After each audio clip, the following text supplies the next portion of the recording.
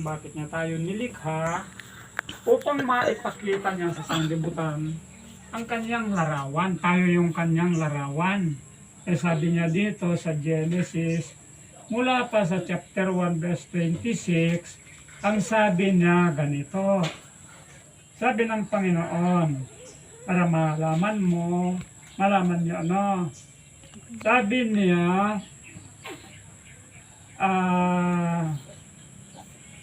Genesis chapter 1 verse 26.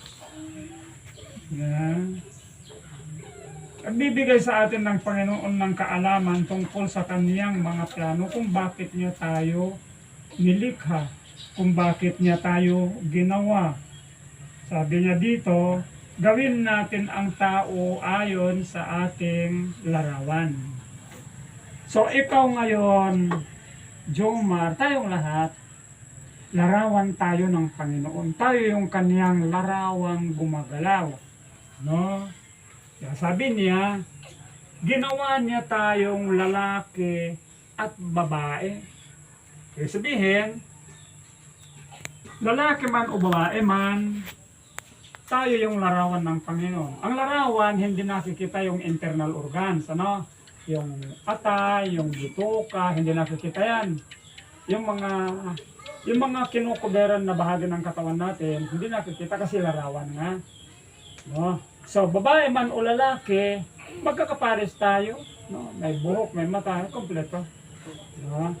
So, sa larawan, walang internal organs na nakikita.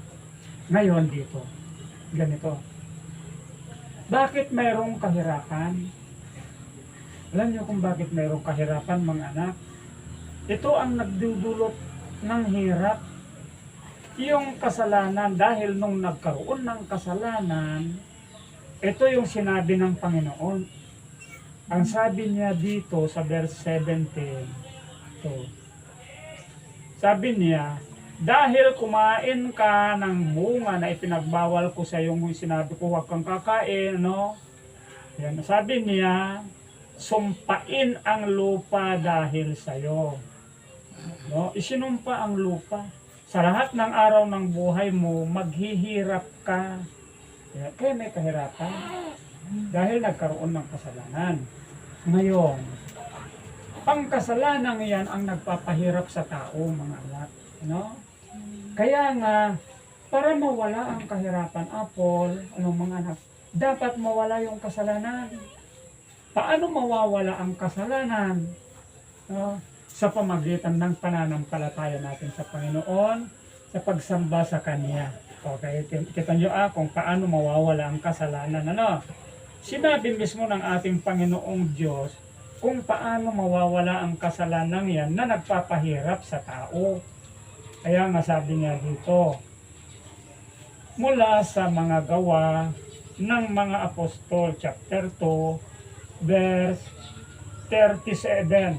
Ito din yung katanungan ng mga tao noon nung nandito ang ating Panginoong Hesus. Dahil nalaman nila na may kahirapan magmula nung ang kasalanan ay nahulog, no? Ang sanlibutan. Kaya sabi nila, ito yung tanong nila sa mga apostol. Sabi nila ganito. Nang narinig nila ito, no? So, nasaktan ang kanilang puso dahil nakilala nila yung kanilang kasalanan. At sinabi nila kay Pedro at sa iba pang apostol, mga kapatid, ano ang dapat namin gawin?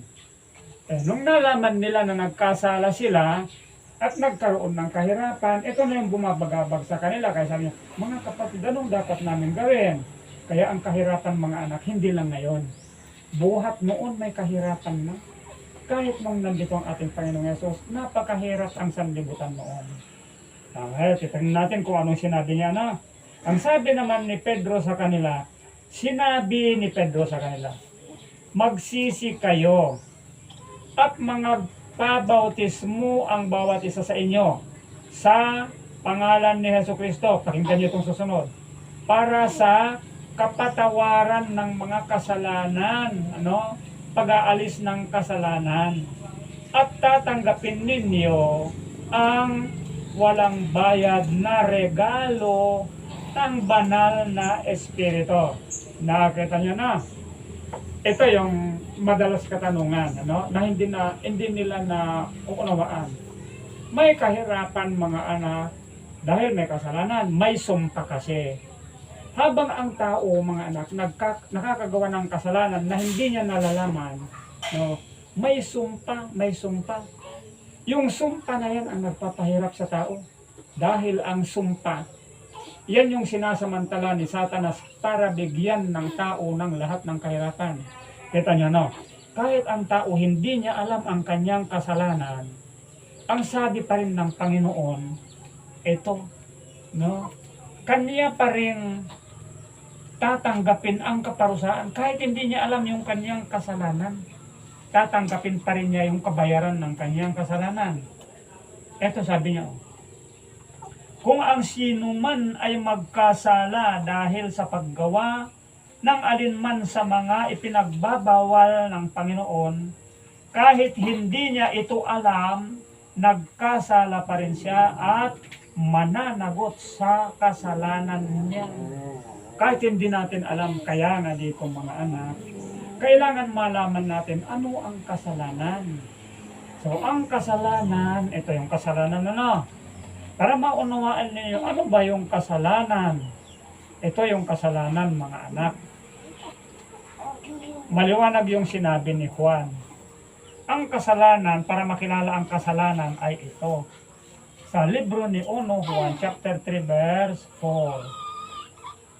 Ang bawat isa na patuloy na gumagawa ng kasalanan ay patuloy ring lumalabag sa kautusan. May kautusan na nilalabag.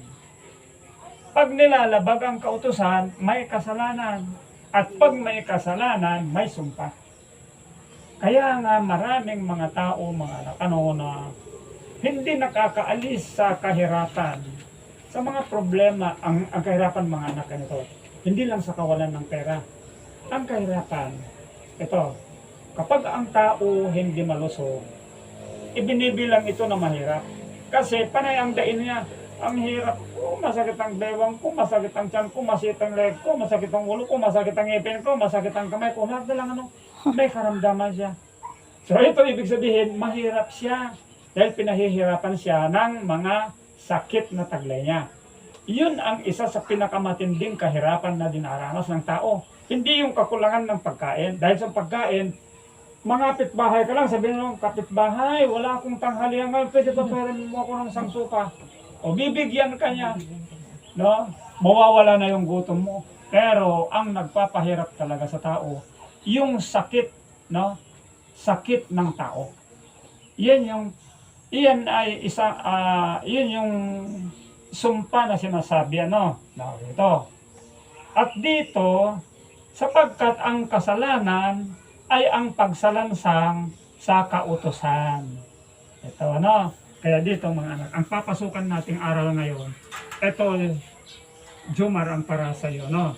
Ito yung napakaganda. Magbibigay ako sa iyo ng isang aral na taglay mo hanggang sa iyong paglaki, sa pagtanda. At dito ka rin magkakaroon ng pag-unlad sa buhay kapag ito ay iyong inangatan sa atin lahat, ano? So, ito ngayon. Ang aral natin ngayon ay para sa atin lahat. Ano?